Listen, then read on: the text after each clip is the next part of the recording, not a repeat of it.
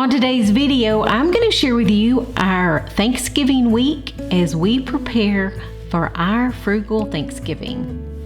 This year, we're really focusing on only eating what we produced at our farm. We really are busy with our dairy cows right now and our beef business. We're about to send our beef cows to harvest. So we're just going to keep things simple. We're just going to, use a chicken that we butchered from our farm. And we do not use meat birds. We only use like Plymouth Rock and Buff Orpington. But that's what we're going to do. And we are making everything from scratch. I make clabber every day and kefir. And so I'm making a clabber cornbread. I am milling corn, organic corn, and I'm using Sonora white heirloom wheat.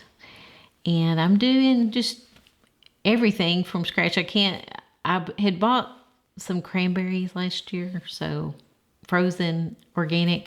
So I'm just going to use those, but I can't even say that we've gone to the grocery store. Mr. Roofer has been really busy building a round hay bale feeder, a no waste one for our dairy cows, which we have a video coming out on Friday about how he did that. So we just have stayed, just daily life is just so busy. It's really hard to do anything extra every day. And so we're just going to go with what we produce. It may not be what everyone else is having, but anyway. Mr. Roofer grew some sweet potatoes last year, and he left a few of the vines in the garden, and they grew more sweet potatoes. So I guess we will be cooking those for Thanksgiving. Our garden got a little touch of frost, but it is still thriving, and our pumpkins are almost ready to harvest. We did have some ready back in the summer, and that's what we're using for Thanksgiving. I'm giving the chickens the scraps from pumpkin because it's a really good wormer for chickens, the pumpkin seeds. And I've been feeding clabber to my chickens for years, and it's one of their favorite things, and it really is healthy for them. Our winter screen garden is doing really well. We almost have some collards, and the broccoli will be ready soon. We still have roses. Maybe we'll have roses in December.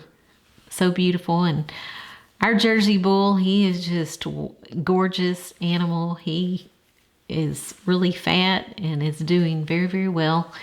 So I like to do some laundry by hand with my handmade soap and soak all my dish towels and, a day before I wash them.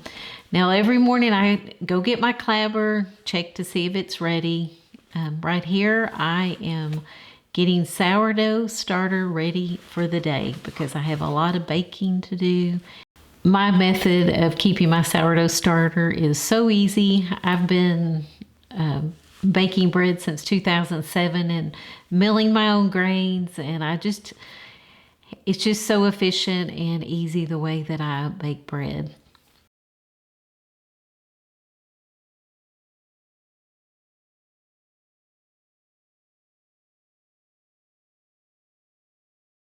This bread that I am kneading is I bet I spent 5 minutes total on it.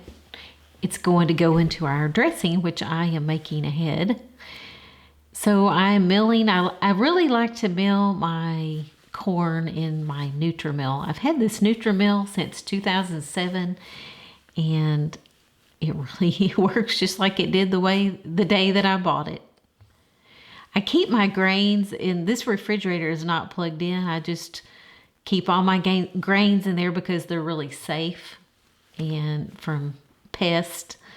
So it works out really, really well. So I'm grinding my Sonora wheat, which is from Barton Springs Mill in Dripping Springs, Texas. I'm adding clabber to my clabber cornbread. Mr. Roofer is bringing in some warm, fresh milk. so I can start another batch of clabber. I make about a quart every morning, and this is my process. I just take a tablespoon from the clabber that I got out of my dining room that you saw to start my next batch. Then I cover it with my fresh raw milk, and I keep it in my dining room till the next morning, and that's my routine. After I finish my clabber, then I strain my kefir grains and start another batch of kefir. I've been making both of them, I'd say, over 10 years. The Germans use clabber for everything, and so when I first started milking 20 years ago, clabber, was a very important thing to use in the kitchen and cheese making. Later in the video, you're going to see I take clabber and I just warm it to touch very slowly, and I'll make the smear case, and that's cottage cheese. So there's just so many uses. I just use clabber and kefir for everything. I feel like kefir is one of the most nutritious and gut healthy foods available, and it's something that we make every day.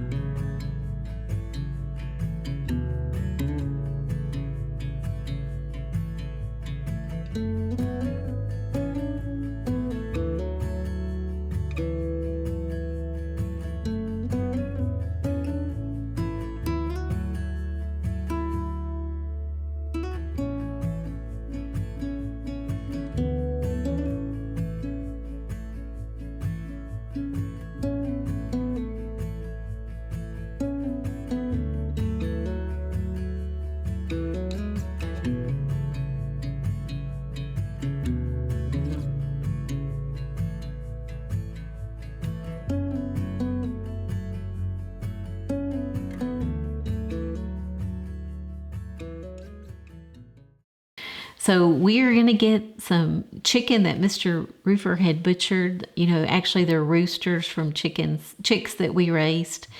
We always raise the roosters until they start crowing, and then we butcher them, and Mr. Roofer cuts everything up in pieces.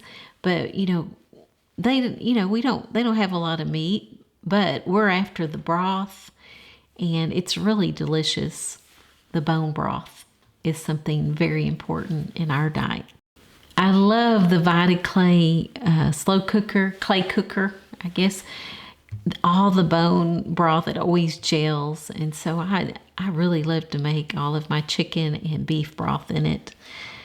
So we're getting, they're not a chicken that is not a meat bird. The meat, it does look different. There is not near the amount of meat. They don't have large breasts. They're just regular chickens that have not been genetically altered at all. But that is what we prefer. I think 20 years ago, I guess for about 5 years, I butchered the meat birds, and it was not something that I wanted to do. So we just regular old heritage breed chickens, and we make stock and soup. I know they're mainly fed clabber and some fermented grains, so I know everything they ate, I am okay with. I always like to add a little bit of apple cider vinegar and a few peppercorns.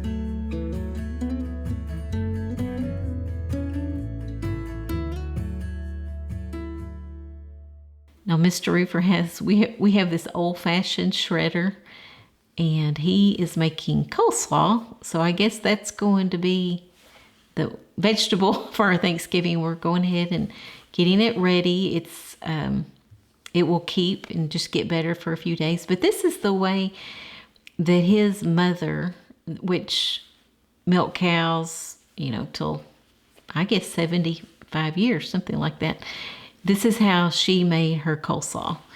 And it's just really delicious and real refreshing, not heavy. So it has apple cider vinegar and cream, raw cream from our cow. And we put a little bit of honey. Now, she uses sugar, but we try to avoid sugar, so we use honey.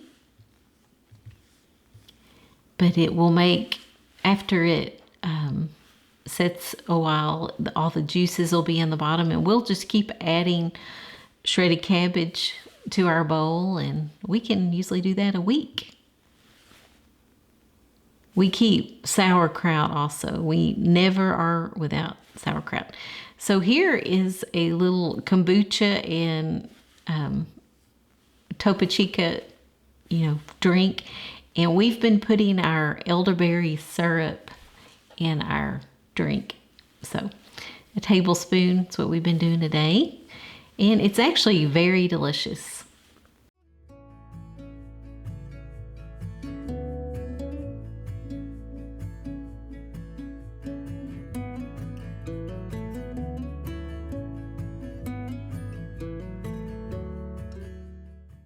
Also, I've been making chai tea and using the rooibos tea that doesn't have caffeine, and using my raw milk, and that has been something we've been enjoying in the afternoons also. So here I am putting the clabber in a little saucepan, and I'm also putting a pumpkin in the oven. I bake my pumpkin for about 15 minutes because there's just no reason to me to struggle with cutting it up.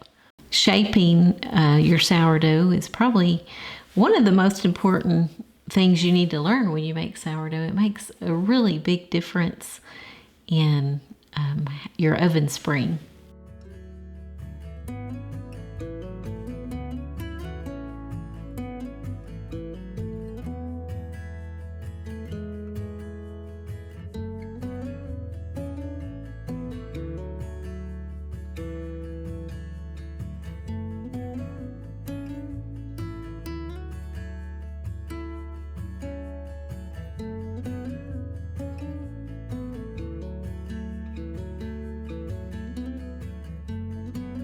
Mr. Roofer has been spending weeks working on the paperwork for his beef business, and he's just 1 week out before he delivers calves. So here's this pumpkin. Look how easy it peels, and I just think it's a lot safer for me using the knife. The only drawback would be that if you want to keep your seeds, but I might do one a year that I keep the seeds, but So here I'm making my clabber cornbread. It has, ground white whole wheat flour. It has ground cornmeal. It has baking soda, 1 teaspoon of baking powder, 1 teaspoon of salt, 2 eggs.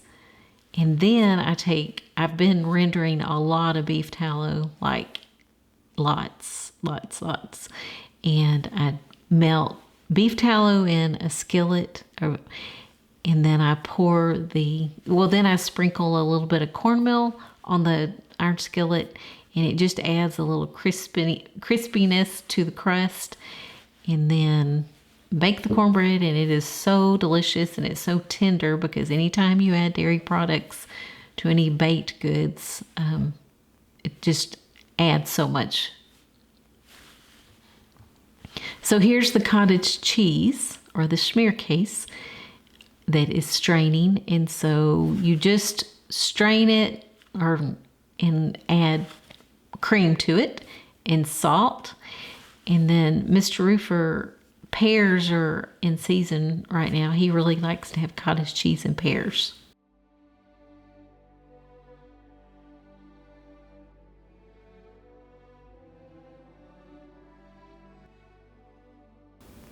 Dairy products, there's just, pretty much if you just make clabber and kefir. You can almost make any kind of cheese. About the only thing you would have to buy, I guess, would be rennet. But I make everything from based on those. That's always my culture. And it has been for a long time, and it works beautifully. And I did not have to spend any money or go through any stress ordering anything. So there's the beautiful cornbread. So I grow sage in my courtyard, and I grow it actually for my dairy cows. And then when I'm making dressing, I always just go pick fresh sage. It also is really pretty when you put it into a floral arrangement. So it's time to start slicing the bread, and I like to slice my bread and my cornbread the day before so they can, set out and dry out a little bit. And then see the celery that's in that quart jar? I actually freeze dried that last year, organic celery, so I will be using that. I grew the onions, the sage, but Mr. Roofer, we just don't want to, we'd have to drive 50 miles to go buy some organic celery.